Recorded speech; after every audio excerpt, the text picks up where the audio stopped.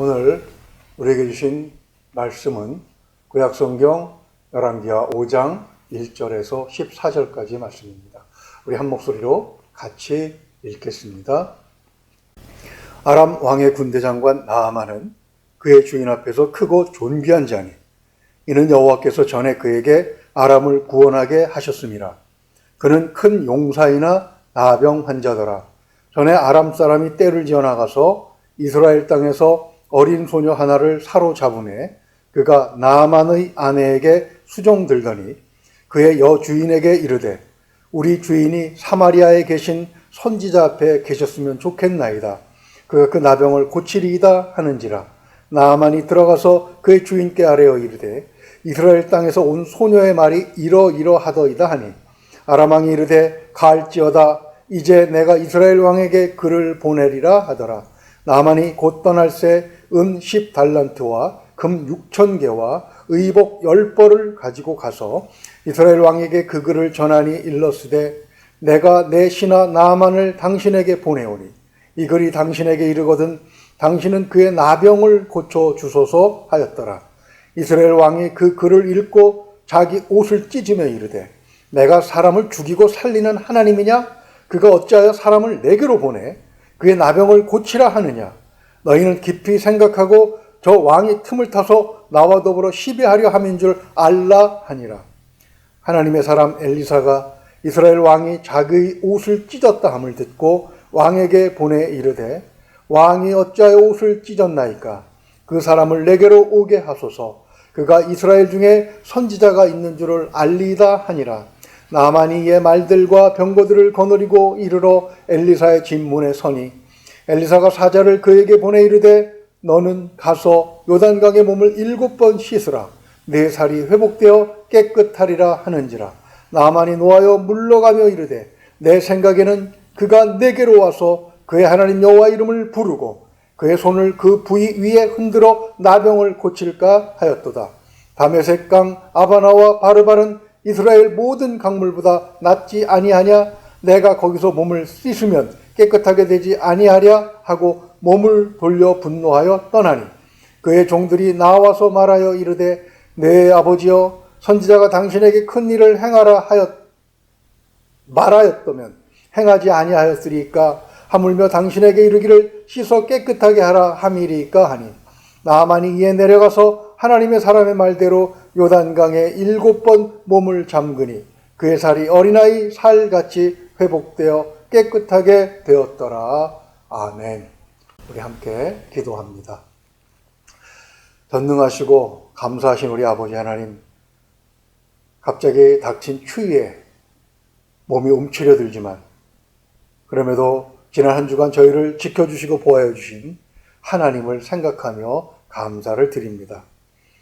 이 시간까지 하나님의 은혜 가운데 저희를 보호해 주시고 인도하여 주셨사오니 앞으로도 하나님께서 함께 하시며 하나님의 보호하심과 능력으로 우리를 지키고 인도하여 주실 줄로 믿습니다.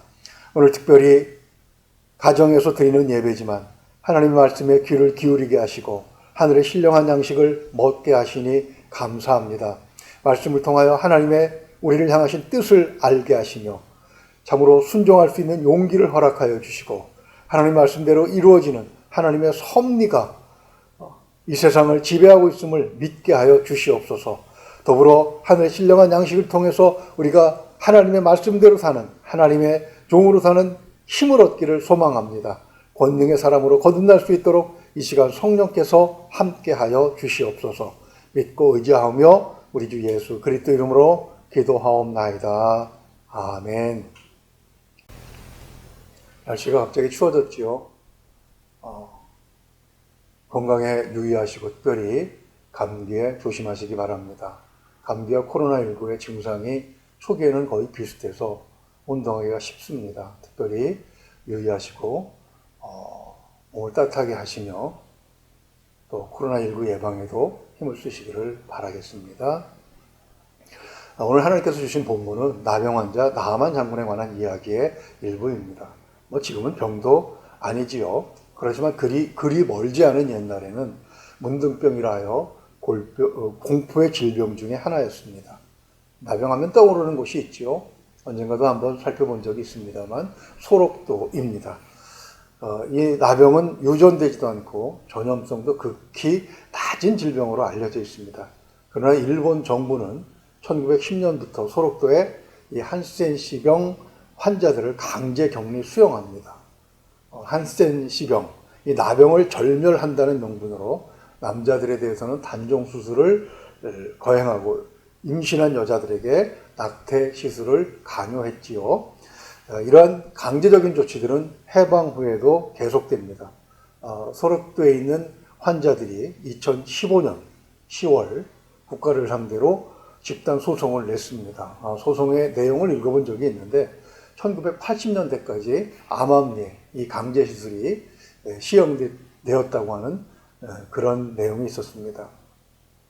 소설가 이청주는 이런 소록도를 배경으로 장편 소설을 펴냅니다. 소설 속에는 부당하게 박해받는 나병 환자들이 항거하고 투쟁하지만 결과는 비극적으로 끝나요. 이청주는 이 소록도를 통해서, 소록도의 이야기를 통해서 자유가 없는 권력은 증오를 낳고 사람이 없는 권력은 강요된 의무만을 요구한다고 말하고 있습니다. 이것은 우리나라의 70년대, 80년대의 사회적 상황을 암시한 것이기도 하죠. 아무튼 환자들은 소록도에 강제 수용하거나 소설 속에서 현실의 암담함을 표현하는 소재로 사용될 만큼 사회적으로 두려움을 주는 질병이었습니다. 저는 지금 우리가 갖고 있는 코로나19의 공포도 이와 같은 것이라고 생각을 합니다. 즉 현재 앓고 있는 사람들에게 고통을 주고 그것을 보는 사람들에게는 공포를 주지만 극복되고 나면 또 아무것도 아니게 되는 것이죠.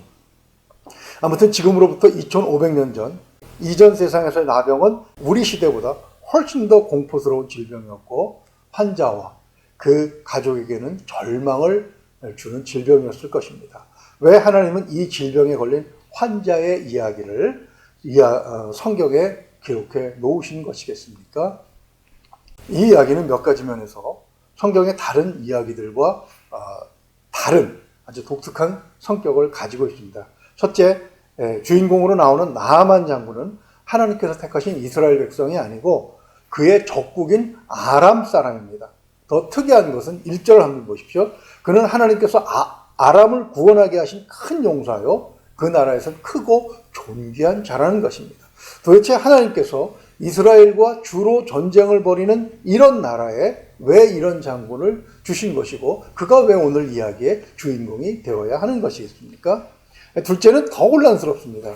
이 나아만이 이스라엘과의 전쟁에서 포로로 잡아와 몸종으로 부리고 있는 어린 소녀가 나아만의 질병에 대해서 안타까워하면서 살 길을 제시하고 있다는 것입니다. 소녀라는 말을 히브리 원어에서 찾아보면 유년기에서 청년기에 속합니다. 어린 소녀라고 했으니까 지금으로 치면 중학교 학생 정도 그렇게 보면 될까요? 예민한 사춘기 소녀가 강제로 부모의 품을 떠나 몸종으로 살면서 그의 마음이 어떨까를 생각을 해보았습니다.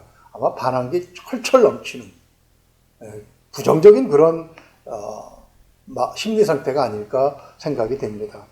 그런데도 불구하고 자기보다 형편이 낮고 강한 사람에게 그리고 원수같이 여겨지는 사람에게 오히려 동정심을 발휘하고 있습니다.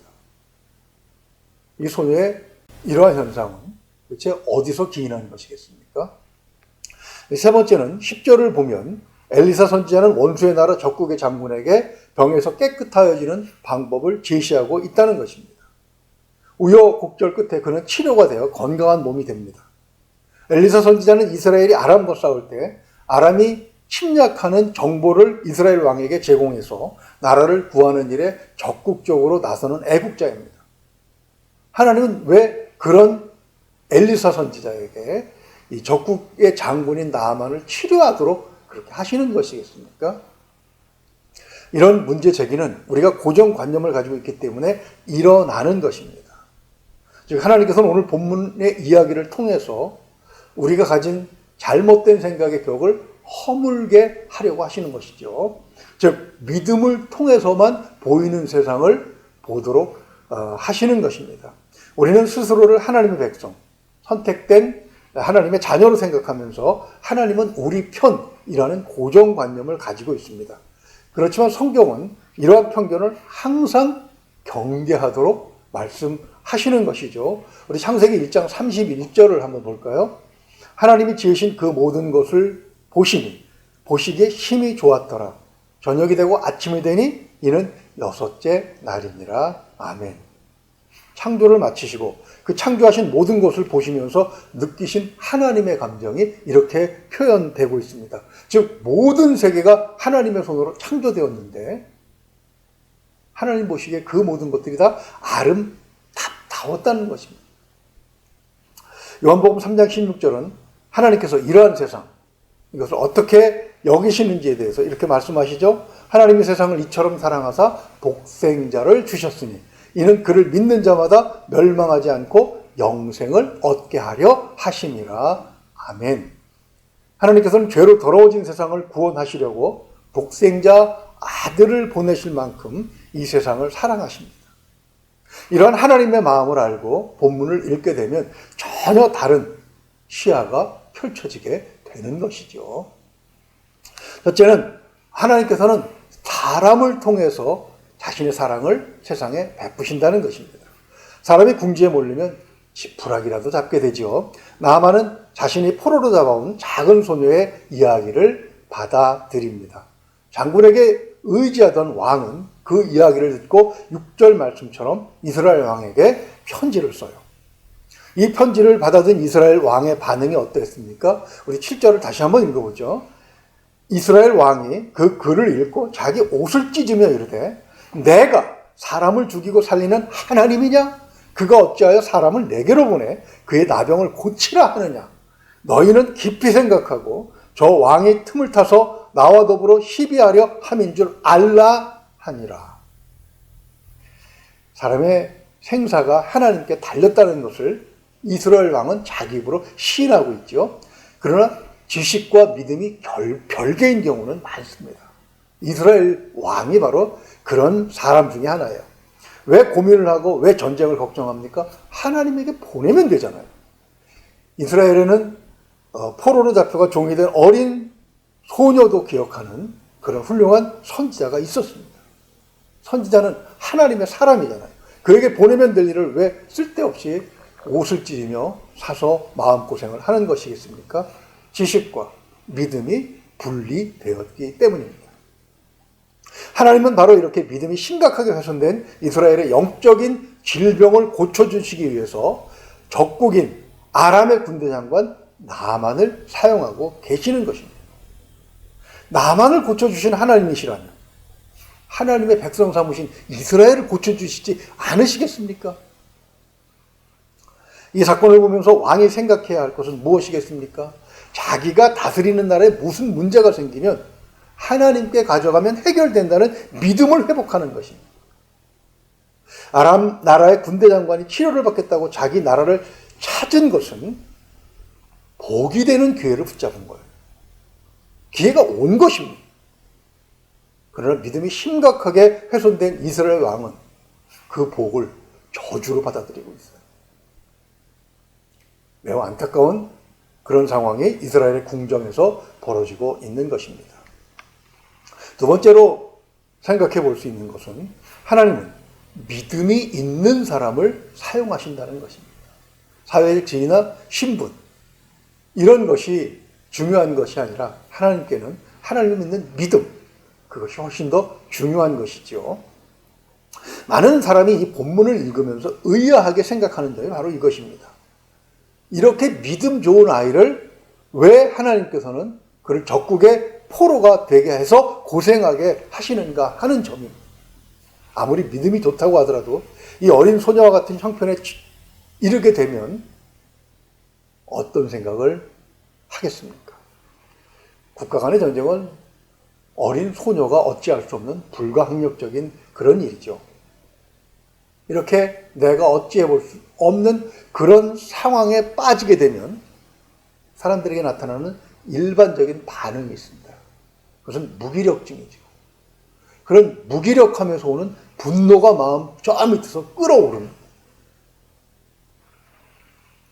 그리고 좌절하게 되죠. 그 속에서 분노는 탈출구를 찾으려고 온통 우리의 마음을 헤집어 놓습니다.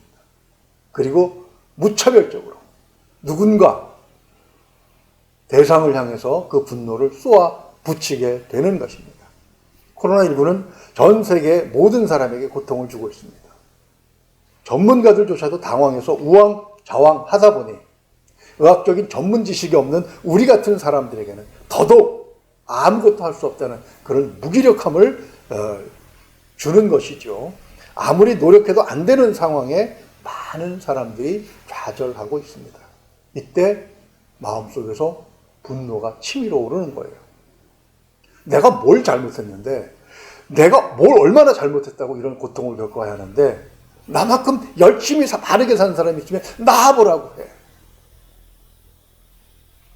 이렇게 외치며 분노가 표출됩니다. 그러나 앞에서 말씀드린 것처럼 그냥 소멸되고 사라지는 게 아니에요. 이것이 증오로 변합니다. 이 증오가 무서운 것은 뚜렷한 대상이 없다는 거예요. 이유가 없다는 거예요. 미국에서 일어나는 무차별 총기 발사 사고 같은 것이 바로 그런 증거죠. 우리나라에도 마찬가지입니다. 층간 소음으로 인한 갈등이 살인으로 이어지는 일들이 비일비재하게 벌어지고 있지 않습니까?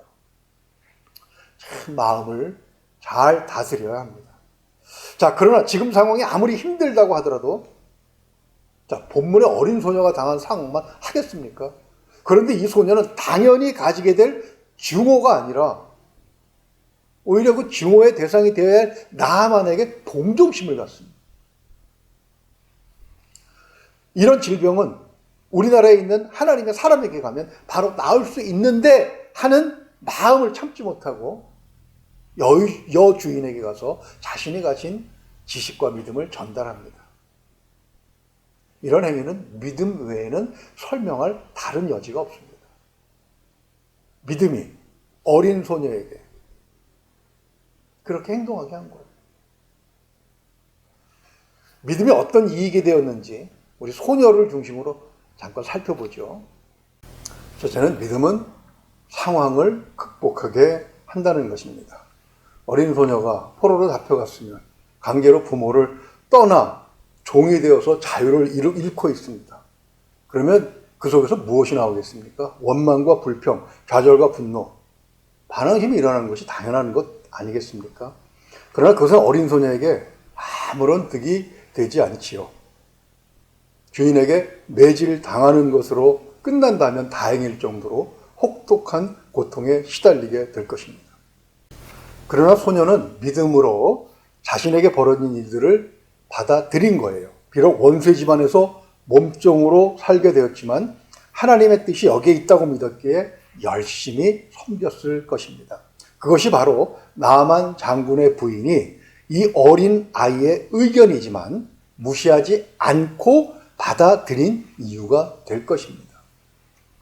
믿음은 이렇게 자신을 지켜줄 뿐만 아니라 다른 사람과의 소통을 가능하게 해줍니다. 비록 처음에는 언어도 통하지 않았겠지만 그런 사람들과 대화가 가능하게 되었다는 것만 해도 다행인데 의견을 제시하고 그것을 받아주는 관계까지 갔다면 그보다 더 좋은 일이 어디 있겠습니까? 둘째로 믿음으로 다른 사람을 긍휼히 여기는 마음을 갖게 되었다는 것입니다. 몸종의 신분으로 지내는 그런 어린 소녀가 누구를 동정한다고요? 동정을 받는 것이 더 당연한 것 아니겠습니까? 사람들은 이런 소녀에 대해서 이렇게 말할 것입니다. 네 꼬락서니는 살펴라. 주제 누구를 동정한다는 것이냐? 그러나 그녀가 주인이 불치병을 앓고 있다는 것을 알게 되었을 때 신분을 떠나서 노인 처지를 떠나서 나만을 불쌍한 사람으로 본 것입니다.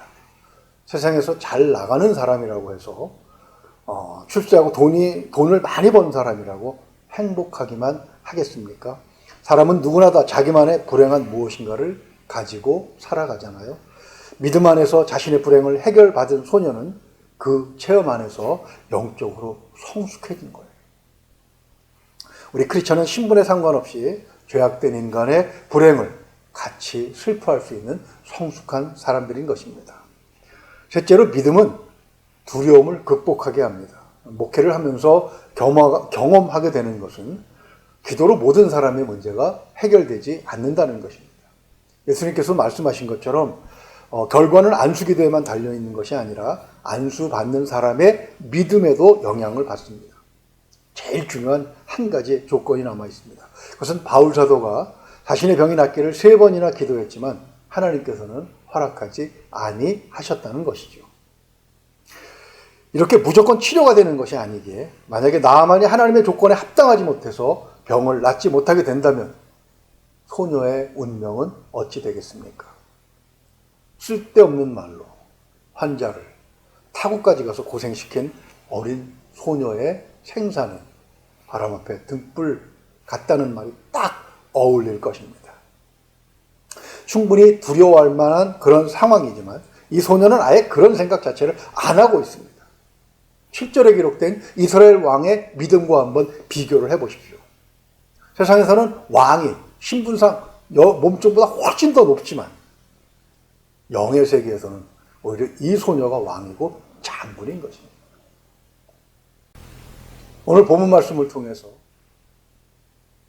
하나님께서 나아만 장군과 그리고 그를 신하로 거느리고 있는 아람의 왕과 또 나아만 장군을 맞이해서 옷을 찢으며 불평하고 있는 이 이스라엘 왕과 그리고 그가 다스리는 모든 나라에 주시는 메시지가 무엇이겠습니까? 그것은 하나님께서는 순종을 원하신다는 것입니다. 이스라엘 왕은 7절 말씀처럼 두려움이 극에 당해서 옷을 찢었어요. 뭐 옷을 찢는다고 뭐가 달라집니까? 누군가를 두들겨 팬다고 해서 뭐가 달라집니까? 믿음이 없기 때문에 광기 어린 행동을 하게 되는 것이죠. 엘리사는 그런 왕을 꾸짖습니다. 그리고 나아만을 자기에게 보내라고 이야기합니다. 9절을 한번 보세요. 엘리사의 집에 도착한 나아만의 뒤에는 거창한 행렬이 따르고 있어요. 그러나 이에 대해서 반응하는 엘리사의 행동이 정상적이지 않습니다. 우리 10절만 다 같이 한번 읽어볼까요? 엘리사가 사자를 그에게 보내어 이르되 너는 가서 요단강에 몸을 7번 씻으라. 네 살이 회복되어 깨끗하리라 하는지라. 아멘. 11절을 보면 나아만이 분노합니다. 당연하죠. 장군의 행렬이 도착했는데 나 보지도 않을 뿐만 아니라 친절하게 진찰도 해주지 않습니다. 사람을 시켜서 요단강에 가서 7번 몸을 씻으라고만 하니 분통이 터지는 것이 당연한 반응인 것이죠. 그러나 이것은 세속적인 사고방식입니다. 믿음의 행동이 아닌 거예요. 의학 드라마를 즐겨본 적이 있습니다. 한국이든 미국이든 공통점이 있더군요. 세상적으로 신분이 높거나 돈이 많은 사람은 특별한 대우를 받습니다. 그만큼 치료될 확률도 높아지더군요. 어떤 경우에는 병원 전체가 사활을 걸고 그 고위급 인사의 치료에 매달리기도 합니다. 나아만도 세속적으로 보면 충분히 그럴 대접을 받아야 하는 사람입니다. 그렇지만 나아만의 치료는 오직 하나님의 뜻에 달려 있는 거지요. 즉 세속적인 병원의 방식이 아닌 하나님의 방법을 따라야 한다는 것입니다. 왜 하나님은 엘리사 선지자에게 이런 방식을 제시하라고 하신 것이겠습니까? 그것은 바로 순종이 제사보다 낫다는 하나님의 뜻을 알리시기 위한 것입니다. 사회적 신분이 높거나 지식이 많은 사람들은 하나님의 뜻에 순종하기가 매우 어렵습니다.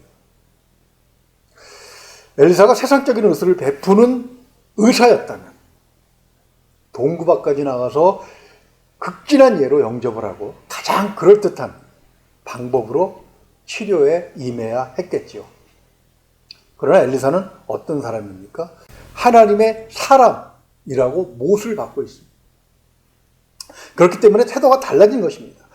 하나님의 사람은 하나님께서 지시하신 방법을 제시해야 하고 한자는 그것에 따라야 하는 것이죠.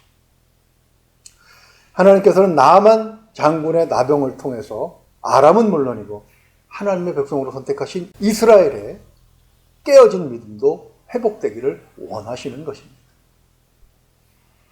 코로나19에 직접 감염이 되어 고생하시는 분들도 많지만 사회적 거리두기를 비롯해서 여러 가지 제약으로 경제적 파탄에 이르신 분들도 상당수에 이르는 것으로 파악이 되고 있습니다. 그러나 피해는 그뿐만이 아닙니다. 고립되고 억압된 분위기 속에서 정신적으로 힘들어하는 분들이 굉장히 많이 있습니다. 물리적인 치료는 발달한 의학이 감당한다고 하더라도 영적인 문제는 하나님께서 교회와 성도들에게 맡겨 두셨다고 저는 믿습니다. 그렇게 힘들고 어려운 분들 중에는 평소에 교회를 적대시하던 그런 분들도 있고 업신여기던 분들도 있습니다. 그렇지만 하나님께서는 교회와 성도들이 세상에 대해서 어린 소녀의 역할을 맡아주기를 기대하고 계시지요. 교회가 저작권이 세워져 있는 이유가 바로 그것입니다. 자신이 창조하신 모든 세상을 사랑하시는 그 하나님의 마음을 알고 하나님께 나아가지 못하는 그들을 불쌍하게 여기는 것. 그 대상이 누구든 우리가 가진 복음을 전해야 하는 것. 그것이 바로 교회와 우리 성도들의 사명인 것입니다. 믿음만이 이를 가능하게 합니다. 믿음만이 나도 살리고 내 이웃도 살릴 수 있습니다. 교회와 성도가 이 믿음을 회복하지 못하면 그저 세상의 한 단체에 불과하게 되겠죠.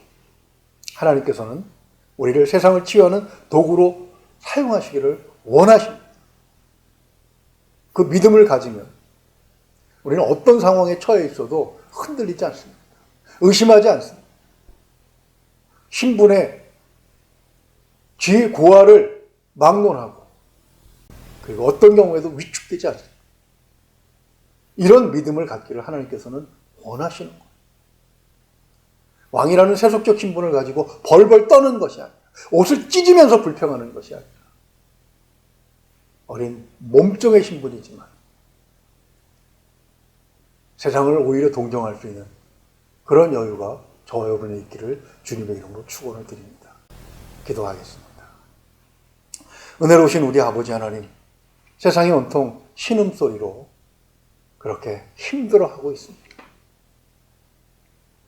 그 가운데서 저희들에게 하나님의 사명을, 하나님께서 우리에게 맡겨주신 사명을 말씀을 통해서 알게 하시니 감사합니다.